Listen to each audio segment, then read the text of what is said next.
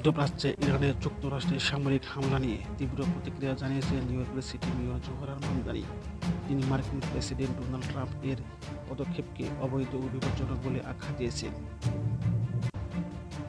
সামাজিক যোগাযোগ মাধ্যমে এক্সে দেওয়া এক পোস্টে মামদানি বলেন, যুক্তরাষ্ট্র ও ইসরায়েলের যৌথ হামলা মধ্যপ্রাচ্যে নতুন করে সংঘাতের ঝুঁকি তৈরি করছে। শহরে বোমাবর্ষণ ও বেসামরিক মানুষের মৃত্যু পরিস্থিতিকে আরও জটিল তৈরি করছে। তিনি লিখেছেন, ইরানে চালানো এই হামলা একটি বেআইনি আগ্রাসী যুদ্ধের উত্তেজনাকে আরও ভয়াবহভাবে বাড়িয়ে তুলেছে। নতুন যুদ্ধ মঞ্চ তৈরি করা হচ্ছে, যা মার্কিন জনগণ চায় না।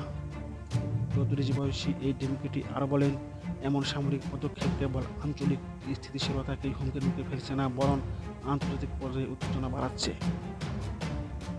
উল্লেখযোগ্য বিষয় হলো, এই মন্তব্য মাত্র 2-3 দিন আগে হোয়াইট হাউসে প্রেসিডেন্ট ট্রাম্পের সঙ্গে সৌহার্দ্যপূর্ণ বৈঠক করেছিলেন মামদানি। তবে বৈঠকের পরপরই তিনি প্রকাশ্যে প্রেসিডেন্টের মধ্যপ্রাচ্য নীতির সমালোচনা করেন।